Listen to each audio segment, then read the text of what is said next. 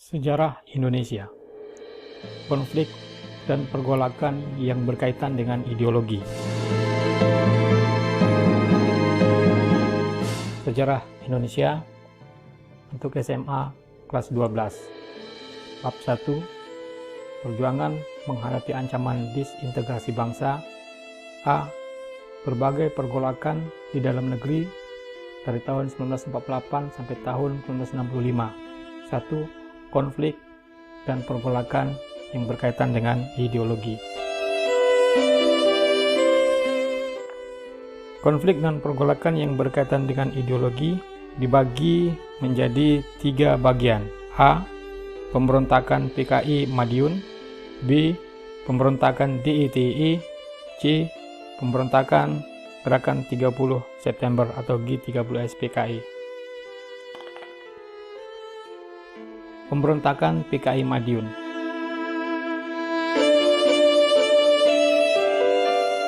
Selain Partai Nasional Indonesia, PKI merupakan partai politik pertama yang didirikan sesudah proklamasi.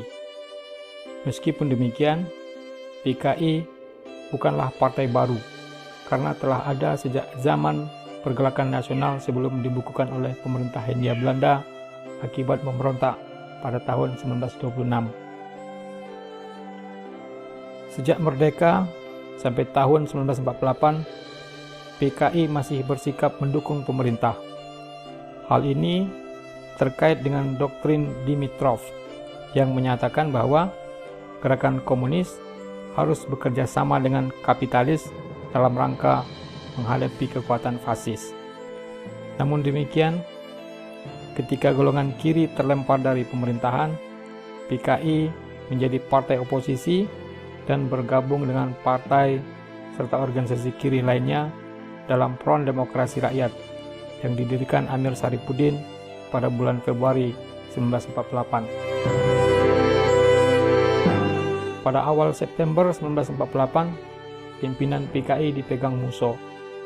Ia membawa berita bahwa doktrin Dimitrov telah diganti dengan doktrin Zhdanov, di mana komunis harus bekerja sama dengan golongan nasionalis progresif untuk menghadapi golongan kapitalis borjuis. Musso lalu membawa PKI ke dalam pemberontakan bersenjata yang dicetuskan di Madiun pada tanggal 18 September 1948. Mengapa PKI memberontak? Alasan utamanya tentu bersifat ideologis, di mana mereka mempunyai cita-cita ingin mendirikan Indonesia sebagai negara komunis. Berbagai upaya dilakukan oleh PKI untuk meraih kekuasaan. Di bawah pimpinan Musso, PKI berhasil menarik partai dan organisasi kiri dalam Front Demokrasi Rakyat bergabung ke dalam PKI.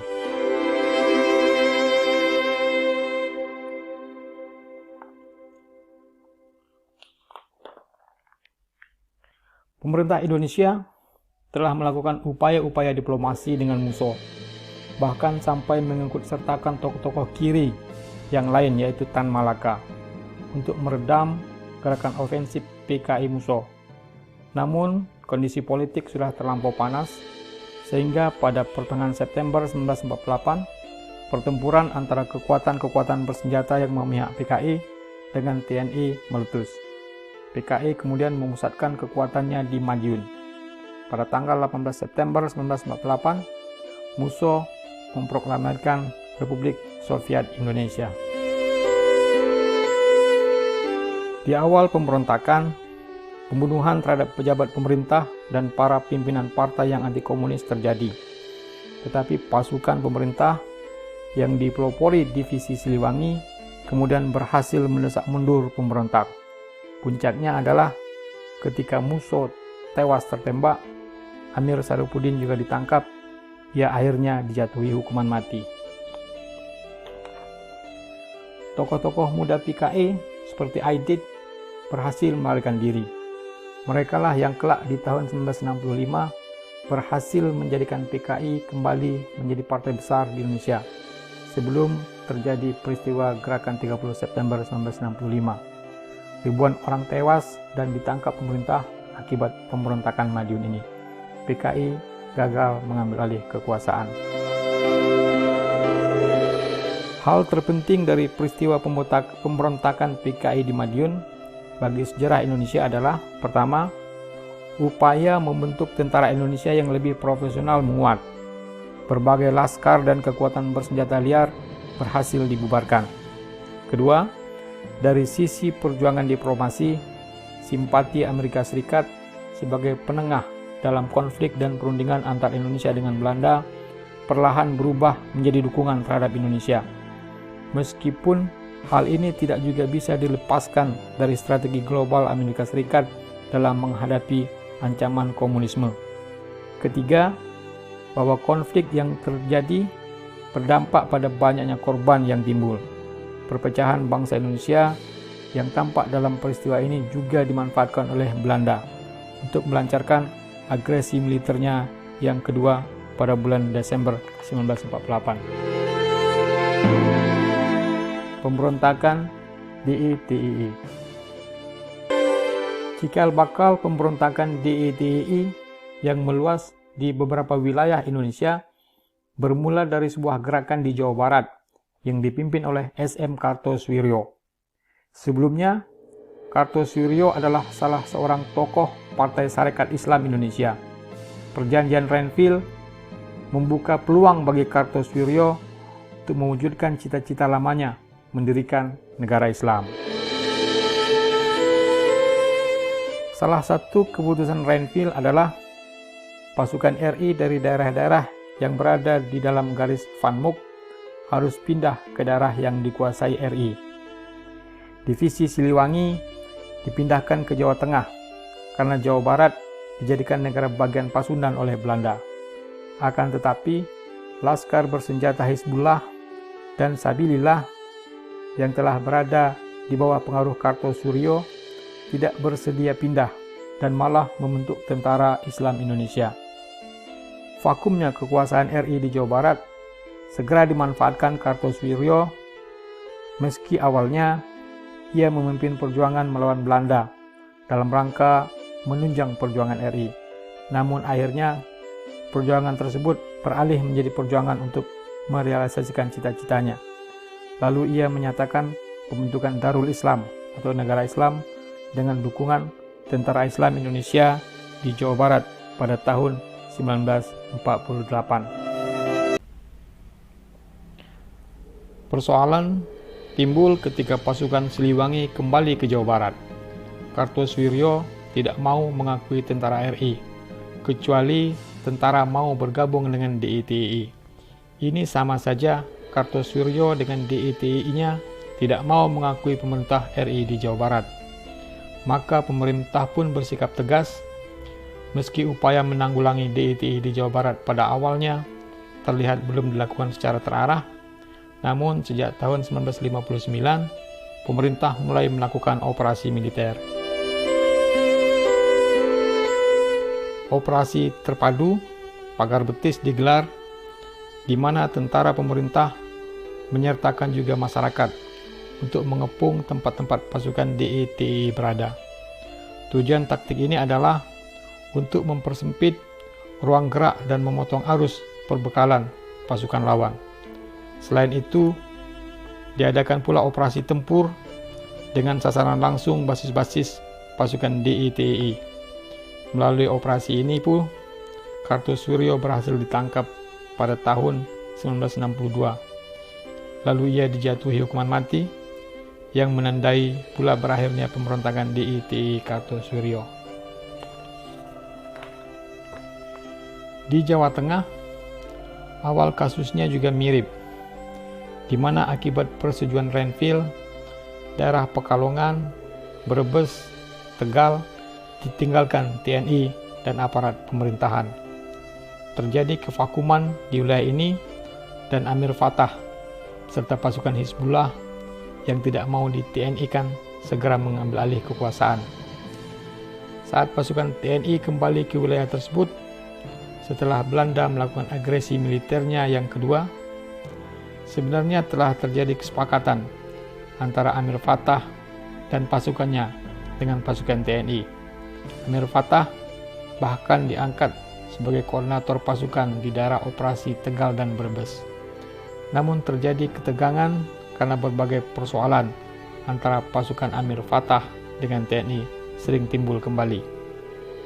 Amir Fattah pun berubah pikiran setelah utusan Kartosuryo datang menemuinya, lalu mengangkatnya sebagai Panglima Tentara Islam Indonesia Jawa Tengah. Ia kemudian ikut memproklamirkan berdirinya negara Islam di Jawa Tengah. Sejak itu terjadi kekacauan dan konflik terbuka antara pasukan Amir Fattah dengan pasukan TNI. Berbeda dengan DITI di Jawa Barat, perlawanan Amir Fattah tidak terlalu lama. Kurangnya dukungan dari penduduk membuat perlawanannya cepat berakhir. Desember 1951 ia menyerah. Selain Amir Fattah, di Jawa Tengah juga timbul pemberontakan lain yang dipimpin oleh Kiai Haji Mahfud atau yang dikenal sebagai Kiai Sumolangu. Ia didukung oleh laskar bersenjata Angkatan Umat Islam yang sejak didirikan memang berkeinginan menciptakan suatu negara Indonesia yang berdasarkan prinsip-prinsip Islam. Wilayah operasional Angkatan Umat Islam berada di Kebumen dan daerah sekitar pantai selatan Jawa Tengah. Kerjasama antar AUI dengan tentara RI mulai pecah ketika pemerintah hendak melakukan demobilisasi AUI. Ajakan pemerintah untuk berunding ditolak Kiai Sumolangu. Pada akhir Juli 1950, Kiai Sumolangu melakukan pemberontakan. Sesudah sebulan bertempur, tentara RI berhasil menumpas pemberontakan ini. Pemberontakan Darul Islam di Jawa Tengah lain juga dilakukan oleh Batalion 426 dari Divisi Diponegoro. Ini adalah tentara Indonesia yang anggota-anggotanya berasal dari Laskar Hizbullah. Simpati dan kerjasama mereka dengan Darul Islam terjadi karena DITI juga berbasis pasukan Laskar Hizbullah. Cakupan wilayah gerakan Batalion 426 dalam pertempuran dengan pasukan RI adalah Kudus, Klaten hingga Surakarta. Walaupun dianggap kuat dan membahayakan, namun hanya dalam beberapa bulan saja pemberontakan Batalion 426 ini juga berhasil ditumpas. Pemberontakan di DITI terjadi pula di Sulawesi Selatan. Di bawah pimpinan Letkol Kahar Muzakar. Pada tahap awal, pemberontakan ini lebih disebabkan akibat ketidakpuasan para bekas pejuang gerilya kemerdekaan terhadap kebijakan pemerintah dalam membentuk Tentara Republik dan demobilisasi yang dilakukan di Sulawesi Selatan. Namun, beberapa tahun kemudian, pemberontakan malah beralih dengan bergabungnya mereka ke dalam DITI Kartosuryo. Tokoh Kahar Muzakar pernah menjadi komandan Komando Grup Sulawesi Selatan yang bermarkas di Yogyakarta. Setelah pengakuan kedaulatan tahun 1949, ia lalu ditugaskan ke daerah asalnya untuk membantu menyelesaikan persoalan di dalam Komando Gerilya Sulawesi Selatan atau sering disebut KGSS. Begitu tiba, Kahar Muzakar diangkat oleh Panglima Tentara Indonesia Timur menjadi koordinator KGSS agar mudah menyelesaikan persoalan. Namun Kahar Muzakar malah menuntut kepada panglimanya agar KGSS bukan dibubarkan, melainkan minta agar seluruh anggota KGSS dijadikan tentara dengan nama Brigade Hasanuddin.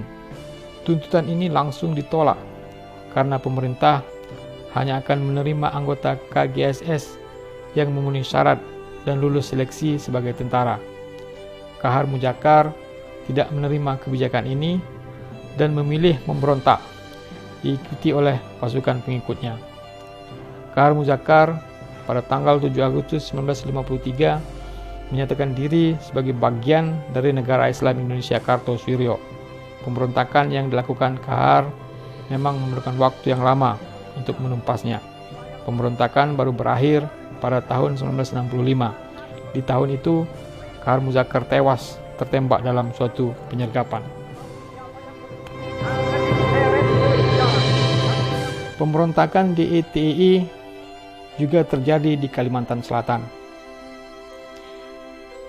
Penyebab pemberontakan karena sebagian anggota ALRI dari Divisi 4 ada yang merasa kecewa terhadap hasil demobilisasi dan reposisi yang tidak sesuai dengan keinginan mereka. Di antara para pembelot, mantan anggota ALRI Divisi 4 adalah Letnan II Ibnu Hajar, yang dengan cepat berhasil mengumpulkan pengikut, terutama di kalangan anggota ALRI Divisi 4 yang kecewa terhadap pemerintah.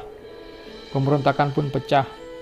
Akhir tahun 1954, Ibnu Hajar memilih untuk bergabung dengan pemerintahan DITI Kartosuryo yang menawarkan kepadanya jabatan dalam pemerintahan DITI sekaligus Panglima Tentara Islam Indonesia Kalimantan. Konflik dengan Tentara Republik pun terus berlangsung bertahun-tahun. Pada tahun 1963, Ibnu Hajar menyerah. Ia berharap mendapat pengampunan, namun pengadilan militer menjatuhinya hukuman mati.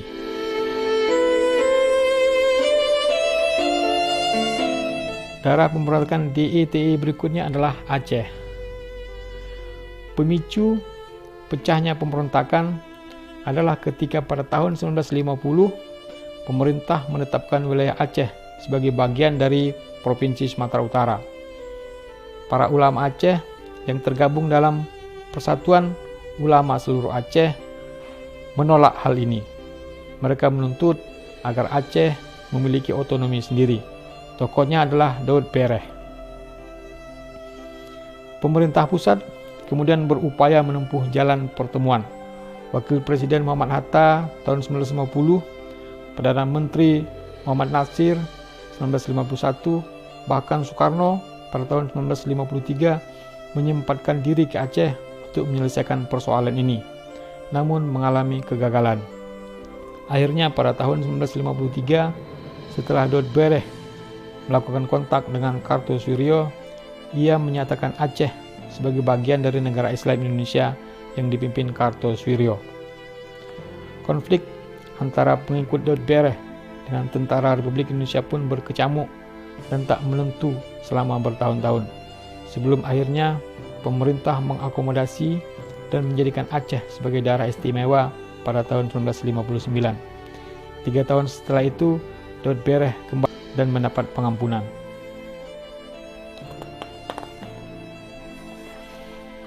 G30S PKI.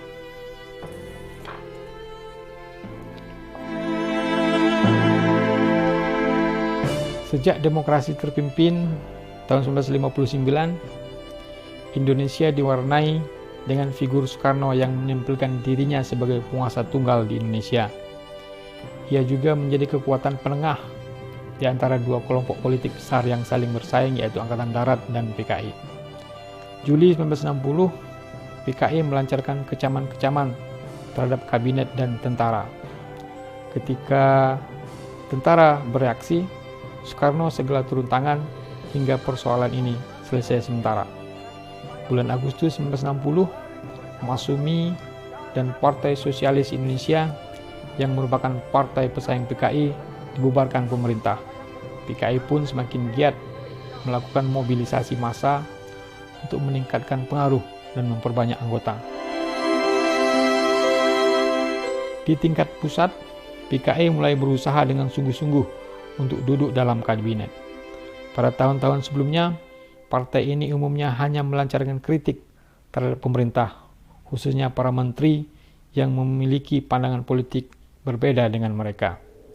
Di bidang kebudayaan, saat sekelompok cendekiawan anti PKI memproklamirkan manifesto kebudayaan yang tidak ingin kebudayaan nasional didominasi oleh suatu ideologi politik tertentu, misalnya komunis, Lekra, Lembaga Kebudayaan Rakyat yang pro PKI, segera mengencam keras. Soekarno ternyata menyepakati kecaman itu. Tidak sampai 1 tahun, manifesto kebudayaan dilarang pemerintah. Di daerah, persoalan-persoalan yang muncul tampaknya lebih pelik. karena bersinggungan dengan konflik yang lebih radikal. Hal ini sebagian merupakan akibat dari masalah-masalah yang timbul oleh program di bidang agraria, di mana PKI segera melancarkan apa yang disebut sebagai kampanye aksi sepihak. Aksi ini merupakan upaya mengambil alih tanah milik pihak-pihak mapan di desa dengan paksa dan menolak janji-janji bagi hasil yang lama. Adegan-adegan protes pun berlangsung, bahkan radikalisme dipraktekkan hingga upaya menurunkan lurah, serta aksi protes terhadap para sesepuh desa. Dalam aksi pengembalian tanah, masa PKI terlibat dalam pertentangan yang sengit dengan para tuan tanah. Para tuan tanah yang kebetulan banyak yang berasal dari kalangan Muslim yang taat dan pendukung PNI. Kondisi ini pada akhirnya menyebabkan PKI, khususnya di Jawa Timur, segera berhadapan muka dengan para santri NU. Selama tahun 1964, perlawanan terhadap aksi sepihak semakin lama semakin kuat. Di Jawa Timur, tindakan balasan anti PKI dipelopori oleh kelompok pemuda NU, yaitu Ansor. Hubungan Angkatan Darat dengan PKI sendiri pada masa itu juga kian memanas. Pada bulan-bulan awal tahun 1965, PKI menyerang para pejabat anti PKI dengan menuduhnya sebagai kapitalis birokrat yang korup.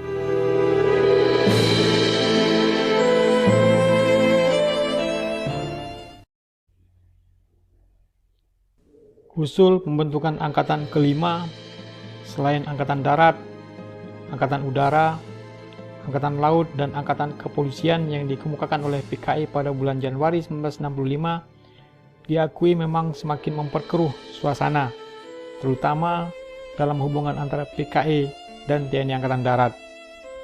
Tentara telah membayangkan bagaimana 21 juta petani dan buruh bersenjata bebas dari pengawasan. Usul ini akhirnya gagal direalisasikan.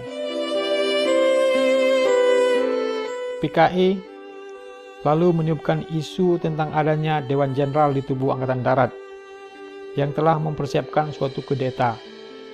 Di sini PKI menyodorkan dokumen Gilchrist yang ditandatangani Duta Besar Inggris di Indonesia.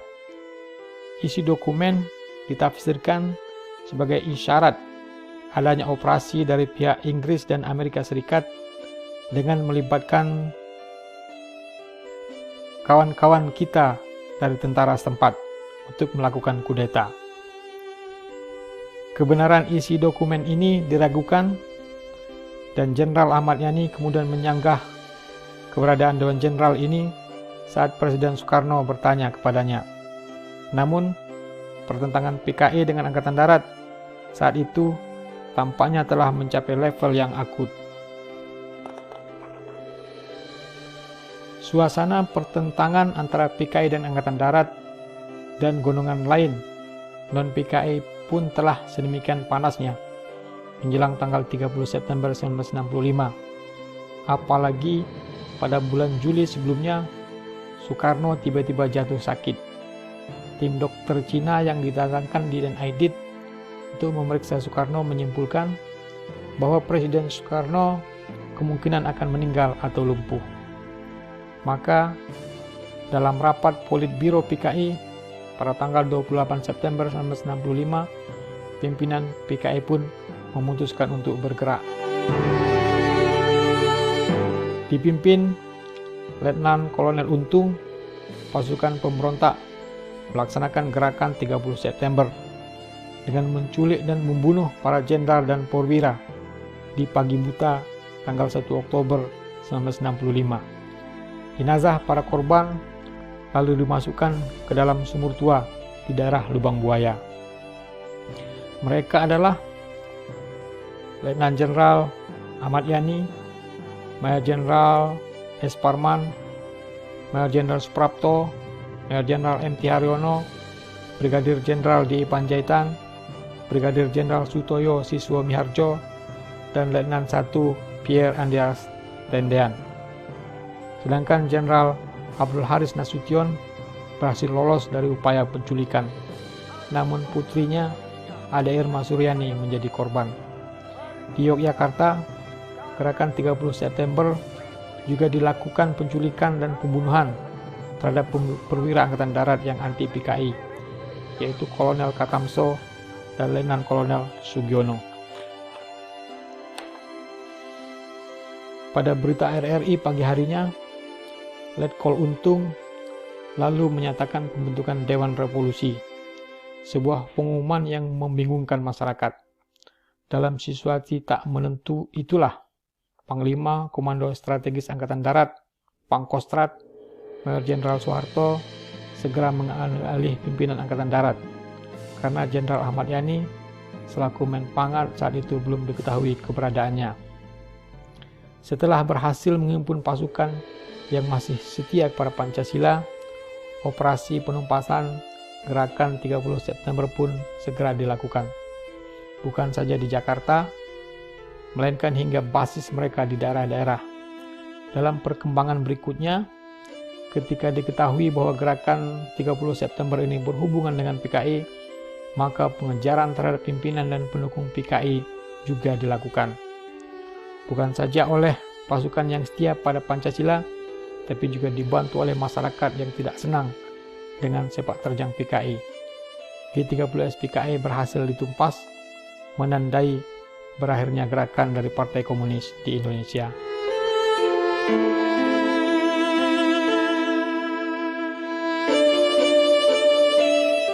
Demikian, terima kasih, semoga bermanfaat, tetap semangat, rajin-rajin belajar, jangan lupa tekan tombol like, subscribe, dan share.